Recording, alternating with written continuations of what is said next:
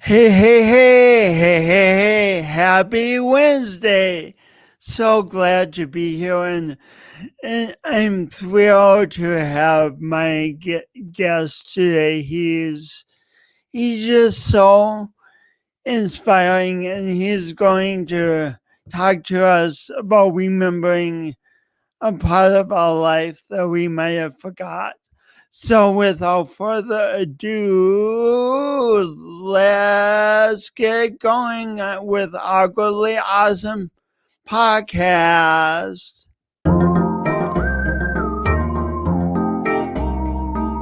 Today's guest, Tim Dumas. Today I'm thrilled to have my friend Tim Dumas on. And let me tell you about Tim. In his invigorating Get Inspired talk, Tim Dumas says, far too many of us have forgotten the difference that dreams make in our lives. Far too many of us have forgotten the difference that dreams make in our lives. Tim's purpose is growth through service.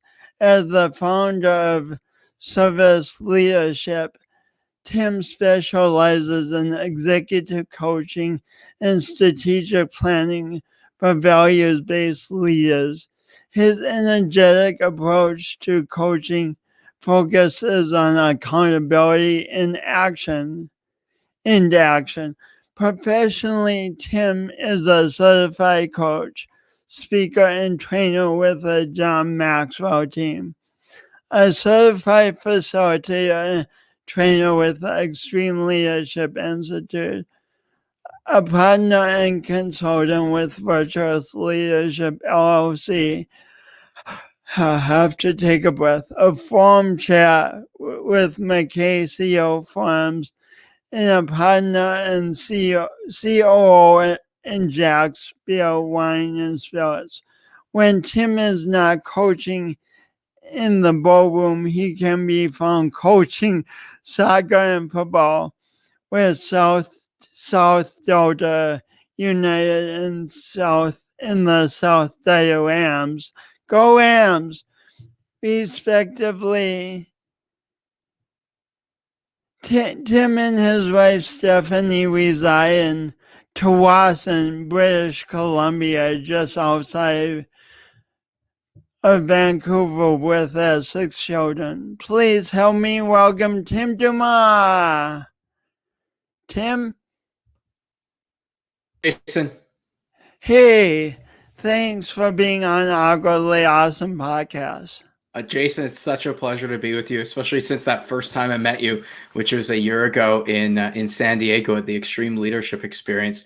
Your inspiration and your story, I've told that story so many times. I've passed it on to so many people, and you are inspiring so many people with what you're doing as a speaker yourself. So thank you to you. I'm so grateful to be here. Thanks, Tim, for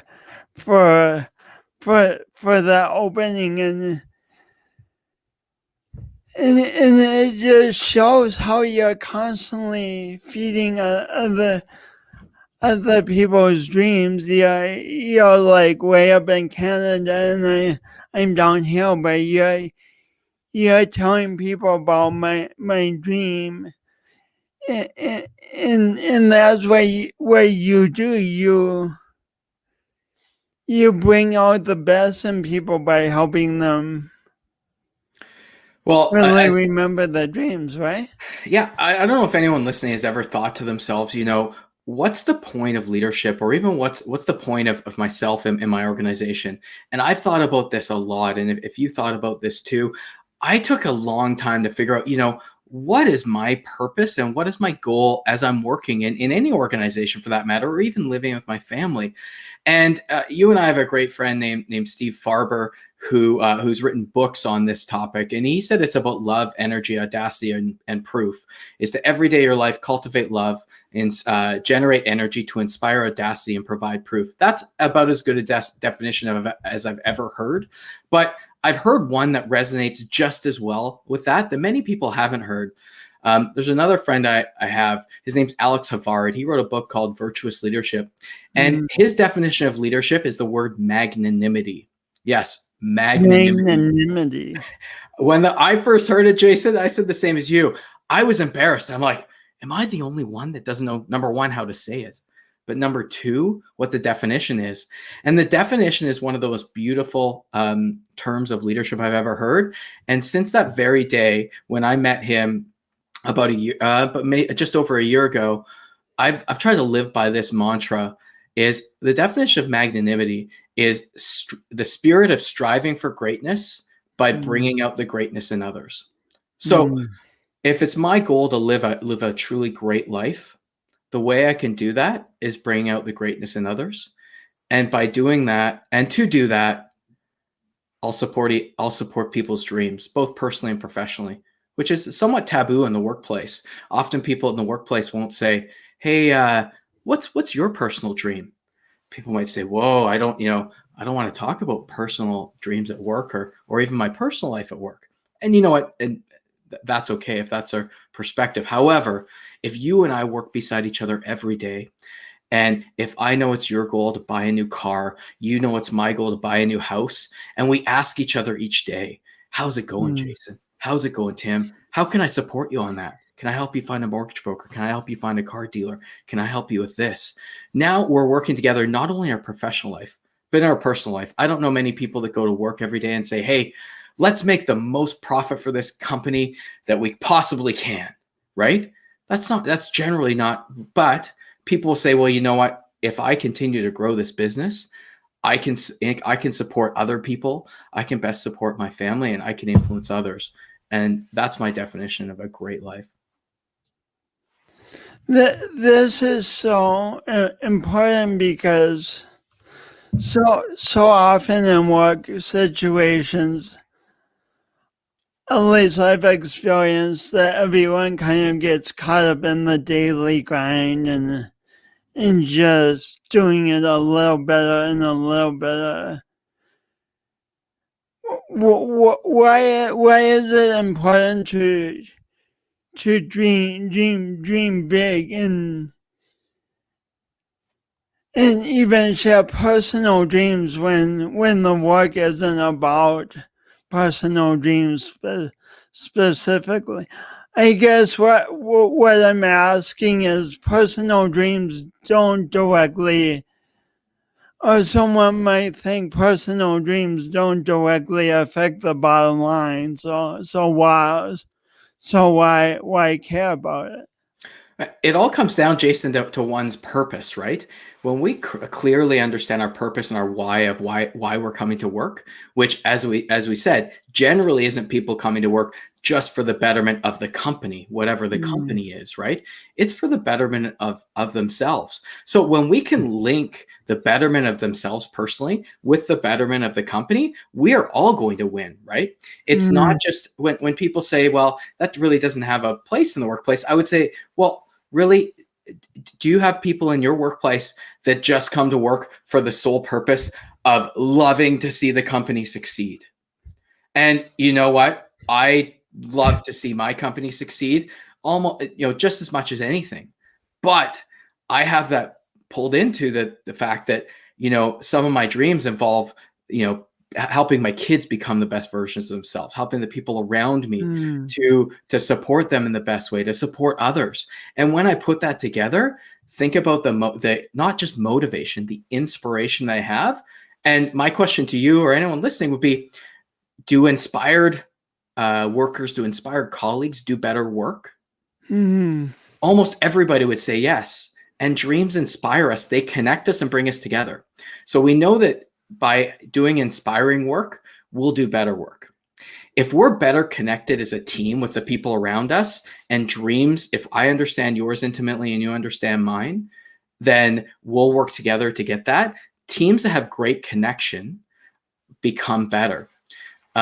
There was the Edmonton Oilers, one of the best hockey teams in the 1980s. Even those in the U.S. will remember Wayne Gretzky, right? Oh, They won multiple championships in the 80s, and they said to them, they said, why are you so good? Is it the talent? And they said, no, a lot of teams have talent. We're lucky we do have great talent. But we are as much of a team as anyone. We hang out together and we support each other through thick and thin, personally and on the hockey ice. And that's what made them a great team, as much, if not more, than their skill.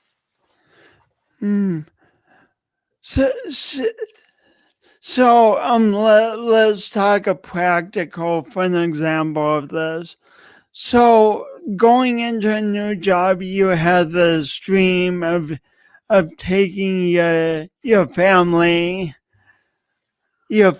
of eight, right? 8, yeah, 6 kids. Yeah, I'm an only child, so that's a great family.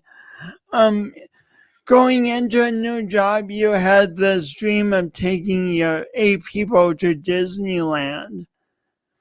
How did this come to connect with, or how did your new position encourage you to realize this dream? Well, I had thought about dreams a lot in previous careers, but it wasn't until about 5.5 years ago now that I joined Jack's Beer, Wine, and Spirits. And my first meeting, I'll never forget that meeting.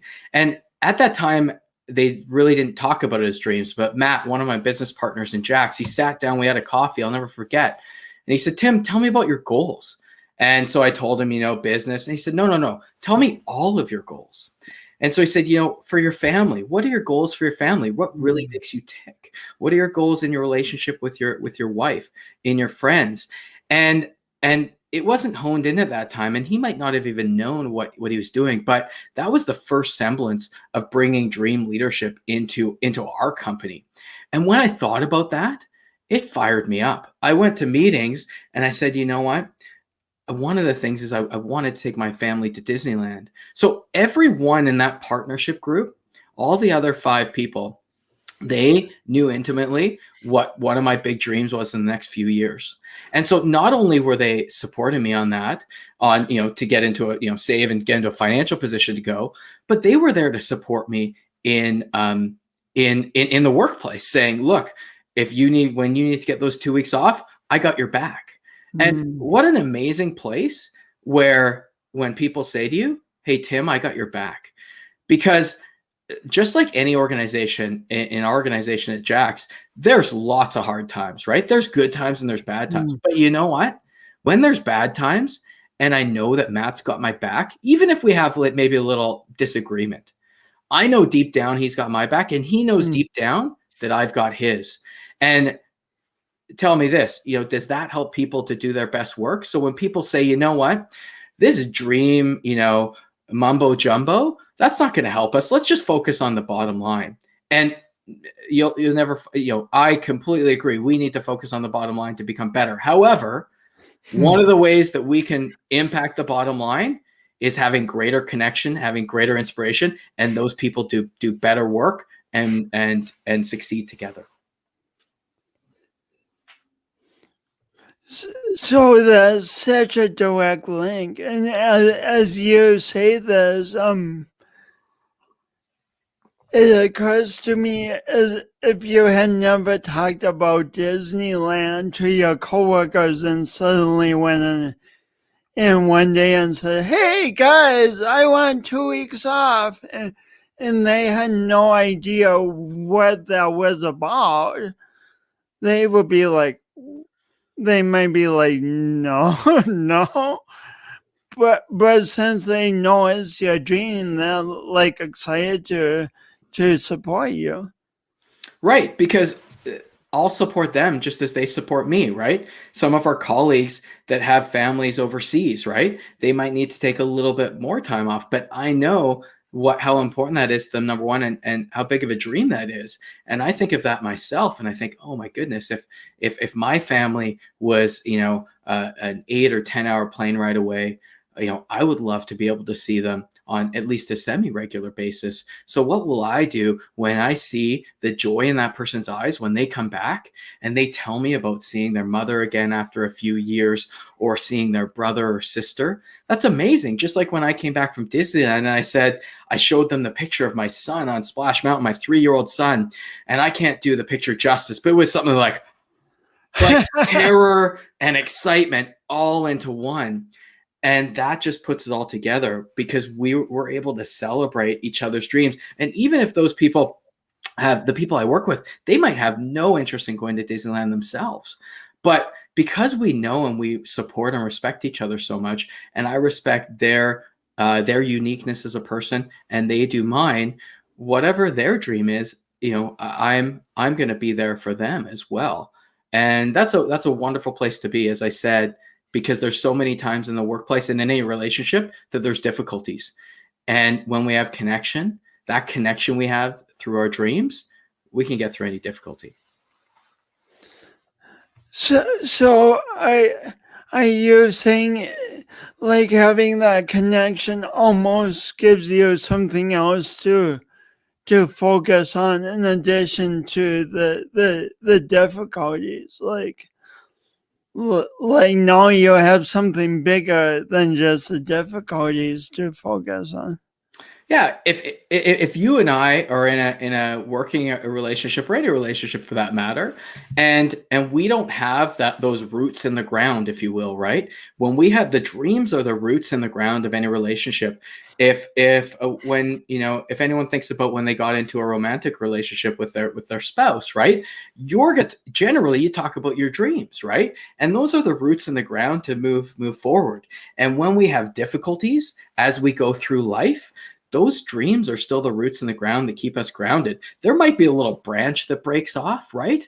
But we still have those roots, and that branch is just pruning us to get to a better place in our relationship overall, right? And that's the same thing in the workplace. When we have those roots, and I know exactly who you are and exactly what your goals are as a human being, we're going to work together to achieve those. I have to put your words up because, oh my gosh, so nice. So like at this point in the conversation, it would be easy for our viewers and even me to start thinking, well, Tim was just born with the dream big dream. The dream big gene, and he's always been a big dreamer, and he's never forgotten about his dreams. And that's just the way he is. I don't have his dream talent, so. Jason, just like anybody, and I'm sure many people struggle with that daily, right? There was times yesterday. Daily. There were times yesterday that I struggled with my dreams, right? One goal that we have now is my wife and I have a goal of buying a new house for our family that's a little bit bigger for our family of 6 kids to fit into, right? And so you need a few bedrooms. Just a few bedrooms, yeah. But we were talking about this yesterday, and for a moment, a split second, I was like, man, maybe this just won't work out. We should give up on this, right? Like it's just not going to work. But do you know what? We sat together and we said, you know what? Let's leave any stone unturned until we find a way to do it, right? Find a way to do, whatever it is, the financing, find the right place, et cetera, et cetera. But when we have that mindset of just continuing to truck on, and any failure we have is just a step closer to our success, right?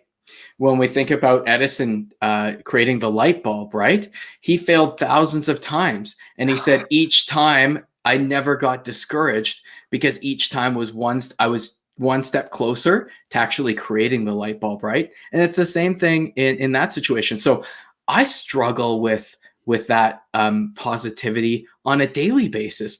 But the great thing about our dreams is when we have people around us that pull us out of that, And I have, I'm lucky to have many business partners with Jax and many great people in my life, such as yourself, Jason. But one of our business partners in Jax, his name's Mike, and I was talking to him yesterday. He said, Tim, he said, you're never going to give up on this dream because I'm not going to let you. So I said to him something like, oh, I don't know, maybe it's not the right time. Maybe I shouldn't think about this now. He said, Tim, I won't let you do that.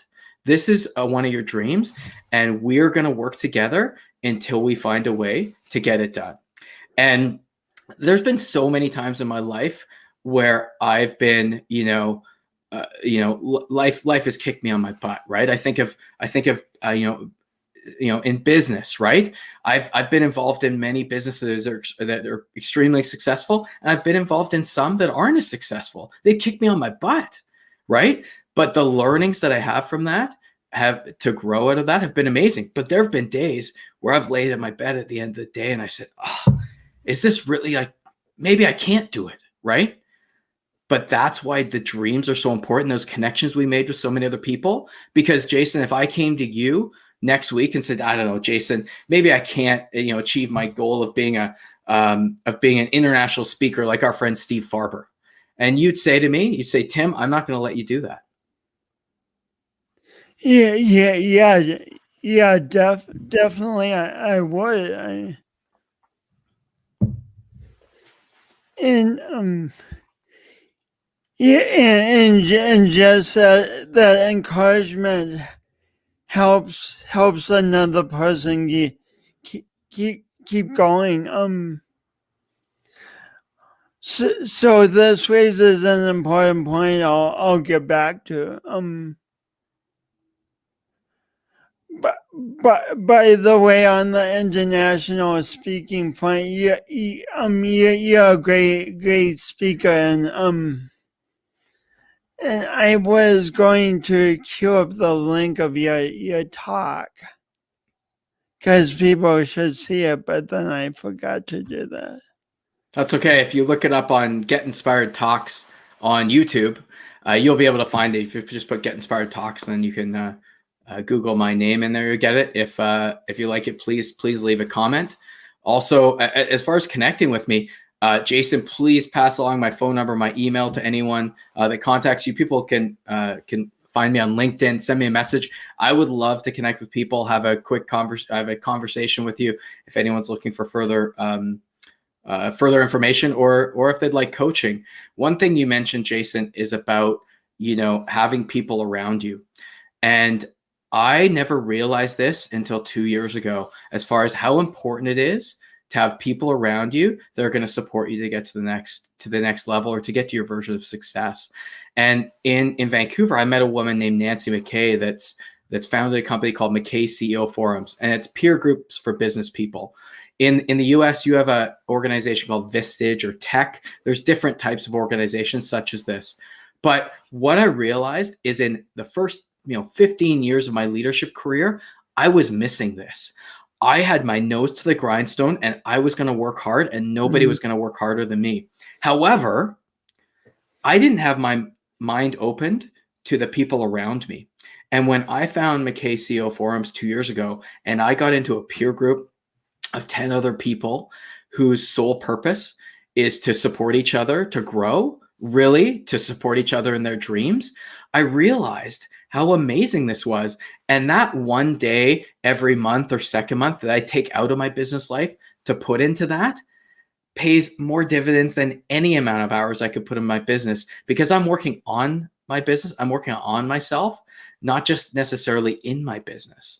And so that's not only going to help me, but it's going to help all the people around us. So the people around us and the people we surround ourselves with are so very important to share that connection, because they're going to help us grow.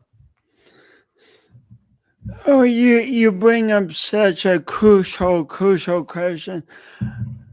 And you talk about this in your Get Inspired talk too, through your son asked you to buy him a Lamborghini at one point. So what's the difference between supporting someone's dream and then figuring between supporting someone's dream and figuring out how they should get that dream and doing the work for them? So it all really comes down to the three types of leadership, and they can be described as coaching, mentoring, and training, right? Training is when you tell someone what to do. Mentoring is drawing upon one's experience so that they know what to do. And then coaching is asking questions to help them draw that out of themselves. If you think about it, when we ask each other questions and really help each other dig that out of ourselves, that's the best way to learn, when you actually do it yourself. If my son had asked me, Dad, can you buy me a Lamborghini? And I just said, yeah, I'll buy you one. Well, number one, we'd be in trouble financially. But number two, he wouldn't really understand what it takes to get there. So in the talk, what I said was, absolutely, son, I'll help you build that dream plan to get there. So then, because when we're supporting each other's dreams, we're not doing it for them. My business partner, Matt, didn't fly the plane for me to Disneyland. He didn't buy the ticket for me. He didn't hold my hand and take me on each ride. The tickets. Yeah, the tickets. Plural, more than one, tickets. So, but he helped me create an action plan, right? So when I go to my son, so great, son, let's create an action plan. Number one, how much does it cost? I don't even know how much a Lamborghini costs. Let's say $100,000. Okay, what do you need to do to get there? Okay, I need to get a job, right? Okay, I'll support you on that. I'll help you make some connections to get a job. What do you need to do next? I need to save. I'll help you find a financial planner, right? Then you're going to work with him to save. So I'm helping you with the connections. I'm supporting you on that. But when we support each other's dreams, it's not doing it for them. It's supporting them on doing that for themselves, because that's when they really learn. There's a great author. Her name's Liz Wiseman. She wrote the book, The Multipliers. And it was a book that, there's a few books that have changed, really profoundly changed how I led. And this is one of them, because she stated that leaders are either multipliers or diminishers. And I always thought, I'm a multiplier. I empower other people around me. I want people to become better. I'm certainly a multiplier. Well, I read the book and I realized I was an accidental diminisher. Yeah. So it's funny when you think accidental. I didn't think I was a diminisher. I wasn't trying to be a diminisher, but sometimes my actions were. And my action was this. She calls this the rescuer. And this was my technique. I would empower people around me. And then when they started to fail, I would swoop in like Superman and save the day. Tim, the superhero, saving the day. Well, guess what happens when I swoop in? All the learning stops. So they get to a certain point, boom, learning stops. If I let people fall just a little bit, not completely fail, but fall, just like when you're teaching a child to ride a bike, right? When we're teaching a child to ride a bike, if I just kept holding on all the time and never let my kids fall, they would never learn to ride a bike. They'd be 20 years old, still not knowing how to ride a bike. But if I let them fall just a little bit, just a few times, and not swoop in to save them, that's when they learn. Just like when they're learning to walk, right? When kids are learning to walk, we don't tell them how to walk because they don't know the language yet. They usually can't speak. So when they're learning to walk, they just practice and we coach them, right? We cheer for them when they take their first step. And then they try to figure it out on themselves, by themselves, right? And this is what a true multiplier is, helping each other just figure it out as I take the next step, as I take the next step, as I take the next step. And before you know it, you're walking. And we didn't train our children in the littlest bit to learn how to walk other than celebrate their success. Yeah, like you sat a few feet away from them and said, "Hey, come on, walk to me." Yeah. And it's no different in the business world now. When there's people around me or my colleagues say, "Hey, I'm struggling with my dream. I'm failing at it." I'm not going to swoop in and fix it for them, but I'm going to help them create that action plan to ask them the questions to get out of it. So asking questions such as, well, what is it that hasn't been working? How can you change that? Can you change that, right? Sometimes we're just in a mindset that we're struggling with that. And when we're in that mindset, we need sometimes support to get out of it. So just saying, no, that's not true. You can get out of this. How can you do it? and then supporting them on that, and reading to create the action plan, and then holding them accountable, checking in. How many friends do we have that we check in with on a weekly, monthly basis? That's really what it is, checking in. Hey, Jason, how are you doing with that dream? Did you buy that car yet? Tim, have you bought that house yet? No, I haven't. Have you called the mortgage broker? Yeah, I called the mortgage broker. Great. Okay, we got that going. Have you called the realtor? Yeah. Have you looked at one? No. Okay, what do you have to do now, right? Just creating an action plan. When we create these big rocks, sometimes they seem insurmountable. To become an international speaker, how could I possibly do that? But if I speak if I speak here, I speak at a smaller audience, all of a sudden the ball starts rolling, the flywheel starts going. Before you know it, you've achieved your dream. Just a small point on that international speaker thing. You might want to define it a touch more, because right now you're technically standing up and speaking, and some people in the United States are hearing this. So I would say you need a more defined dream in that realm, because you're an international speaker right now. Congratulations. Thank you. Okay, so now I need this has been great for me, because now I need to define a new dream. Yeah, just flesh it out a little more. Like, I want to speak in Europe X number of times, or whatever. Yeah, one of my next dreams is going to be the number of people that I can influence by speaking and coaching. So keeping track of how many people I speak to each time I speak, and how many people I coach, and continuing to grow that number each year. That's wonderful.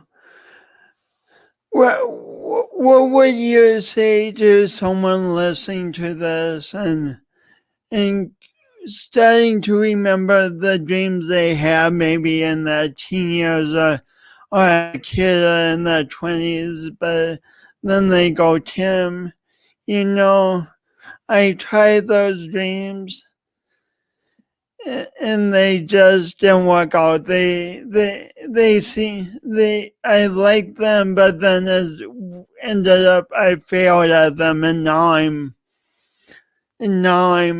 doing life. I'm being an adult. I'm making ends meet. Sure, and there's number one. There's times that we got to do some of those things, right? Do what we got to do to make ends meet, but that doesn't mean we need to stop dreaming, right? One of the fallacies of life is that when we get to a certain age, we stop dreaming. As a kid, we ask our kids, what would you like to be when you grow up? They say, I want to play for the Chicago Bulls. I want to play for the Seattle Seahawks, right? They say all these dreams, and there's a certain point, probably around when they, the end of high school or early when they go to college, they stop dreaming and they say, you know what, I got to get realistic. I just got to get a job. And in some way, you need to do many of those things, but that doesn't mean you need to, or you stop dreaming. There's never a time in your life that you stop dreaming. So that's such a fallacy, because people tell us to get realistic, to do these things, but that's not at the detriment of putting aside our dreams. And to those people that said, Tim, I've done that, I've dreamed, and I got let down because I didn't achieve them, I'd ask them, how close were you to that dream? You might have been a lot closer than you thought. There's a great little meme, a picture where it's a guy who's like digging for gold, and he's got a pickaxe and he's digging for gold. You might have seen it. And there's two of them. One of them gives up and says, I'm never going to get the gold. I've been pickaxing for days and days. And the other one says, I'm just going to do it till I get it. And they're both this far away from striking the gold. Thomas Edison never knew how far he was away from reaching that light bulb. You and I don't know how far we are away from speaking at that audience of, 50,000 people, right? You never know how far you are away. And there's, we only get the chance at this life thing once, right? So what I always ask people is there's a couple questions. When I coach people, I was first asked this question by one of my mentors who I mentioned earlier, named Nancy MacKay. She said, Tim, if I told you you couldn't fail, what would you achieve today? If I told you you couldn't fail, what would you achieve? And I thought about that. And I've asked that question of people in coaching, and their mind is just opened, because normally they say, well, I came from this family background, or this happened to me. I couldn't possibly do this. I'm not smart enough. I'm not this enough, right? But when we say you couldn't fail, do you know what happens? We put into place an action plan to get to that dream, because we know we can't fail. And so we shoot for the stars. We might hit the moon, but we're going to get pretty darn close to those stars, number one. And number two, the other question I ask people is, what's the worst case scenario, right? When we look at what the worst case scenario is, often we don't achieve our dreams because of fear. And we're afraid of failure.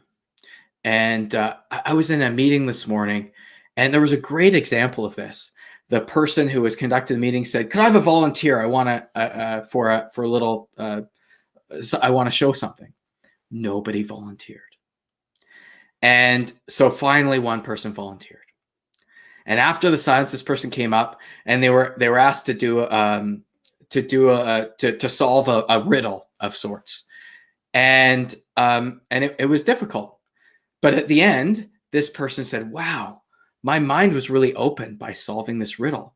And then we asked the person, "Well, why didn't you do it why didn't you volunteer in the first place?" And everybody said, "I didn't volunteer because of fear." And when we asked them, what was the worst thing that could have happened? It would have been 30 seconds of embarrassment. But their mind could have been open to great things. And there's so many times in our lives that we, because of a short time of embarrassment, or because we just don't want to be seen as a failure, that we won't go for the great things. And if we go for the great things, and when we change the word failure to a step towards success, that's when we start to further achieve our dreams. When we start to understand and change that mindset, the failure is temporary. Failure is temporary, and it's only one step closer to reaching your success. I don't know any successful person that has achieved that without blood, sweat, tears, and failure. Blood, sweat, tears, and failure. I fail at saying the word failure.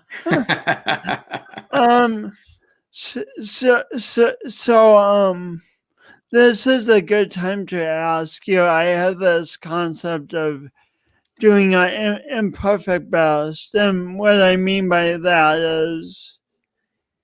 is we go for what we want in life, and when imperfections come, we use those as jet fuel to keep going instead of excuses to stop. But what does imperfect best mean to you, doing your imperfect best? Well, first of all, I loved your book. And if anyone watching or listening hasn't read the book, it's outstanding. Your story, Jason, of becoming a public speaker, an international public speaker, from somebody who was born with that speech impediment, is absolutely amazing. Is absolutely inspiring, right? So as far as becoming our imperfect best, I think it's to embrace that failure, right? And embrace that as a step towards future success. I know in reading your book that any little stumbling blocks that you had along the way and difficulties that you went through, you wouldn't become the person you were today if you weren't molded like clay with those little imperfections, and it's starting to mold into that perfect best of you, right? So by the time that your days on earth are done, you're going to be the most perfect clay model of yourself and the most perfect version of yourself, because of all those imperfections that you've gone through and that you've molded out over that time. And that's what's so exciting. And that's what being your imperfect best to me is about not getting too down about those little failures, because we know that those are a step towards future success and becoming the best version of ourselves. I love your notion that all the imperfections along the way lead us to grow towards the perfection the perfection that we are capable of becoming. Yeah. I mean, would you ever have thought that you'd be a speaker at events with thousands of people when you were 12 years old? No, no. Yours is one of the more amazing stories, right? Absolutely inspirational. Thank you. I like to at least I plumbed my story for inspiration. I like to think that we all have an inspiration in our story, but it's how we're using the limitations and the stuff life gives us. Are we using them to beat ourselves down, or are we using them, as you say, as stepping stones? Yeah, there's only one difference between your limitation and mine. One can hear your limitation when you can speak. Sometimes my limitations are hidden, and because they're hidden, that probably makes it more difficult for me to overcome because I can hide those, right? You know, and Brene Brown talks about is the power of vulnerability. Others talk about as humility. You know, the best definition I've heard of humility is understanding your strengths, but also understanding your challenges and being vulnerable about those, right? And when we really come forth with being so self-aware that we can be vulnerable and understand those challenges and put those on the table, well, number one, we're going to surround ourselves with people that are good at those traits that we're not good at. And number two, we're going to hone out those traits while we're building up the traits that we're really good at. And I think that's really where one starts to become that best version of themselves, or the best leader they can be. So impactful, Tim. Thank you so much for doing this work and reminding us not to give up on what we want to do in life, but to keep going for us step by step. You're doing very noble work. So last question. It's been a tough year, last 12 months for people in general. What last words of encouragement will you give people watching this? Well, during these 12 months or in any time, we can always find an excuse for why we didn't achieve what we can achieve. And those excuses are very valid, right? But they're just that. They're excuses. And if there's people who have used this time to hone themselves, to become better, and to use this time to become great. For example, many of us have better relationships just with our families, you know, with my kids. I'm working from home more than I did before. And so at the end of the workday, I'm home. I can be with my kids. I can develop those relationships. So I've been able to use this time to develop greater relationships with them. Some days I've succeeded and some days I've failed, but I've succeeded more than I've failed. And so I've been able to develop that. I've been able to develop things like speaking to you on this Zoom line, right? I might not have done that over a year ago because most of the speaking engagements were in person, right? So in the coaching world, I'm now coaching people in the southern United States, in the northern United States, in Europe. I'm coaching people all over the world, where a year ago I was only coaching people in Vancouver because we did so in person. So you're an international coach. Yes, yeah.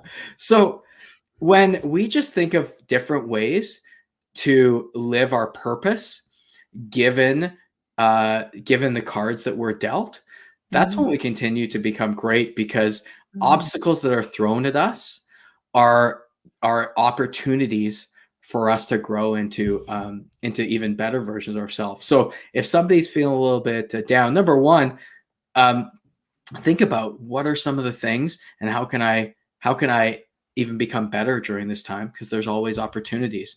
There's no doubt though that this time's been hard on many people, and that's difficult. So hopefully they have the people around them, and I would love to talk to anyone on these topics. So please reach out to me if you can. But when we have those roots of our dreams with the people around us, we'll come together as a community to do great things. And the last thing, what's the easiest way for people to connect with you? You mentioned LinkedIn, but yeah, LinkedIn, number one. They can just phone me. I'm in Vancouver, BC. You can phone or text me. My number is 778-998-5817. I'd be happy to receive a text or call from anyone. 778-998-5817. You could also email me. A good email for me on the coaching side is tim.dumas, D-U-M-A-S, at MacKayCEOforums.com. So that's MACKAY CEOforums.com. But also you can find me on LinkedIn, send me a text. I'm more than happy to give that out to anyone. And I'm more than happy to be connected to anyone, because I know the more people I connect with, the better we become together. So feel free to share that, Jason, and I'd love to hear from any of you. And if any of you need that contact information, please rewind a little bit and copy it down.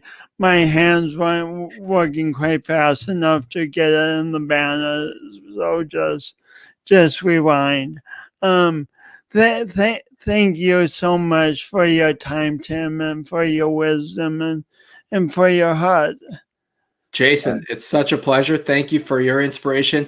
I am so blessed to call you a friend and to have met you on that day, exactly 1 year ago. So keep inspiring people, my friend. Yeah, thank you, and you too, my friend. Thanks so much.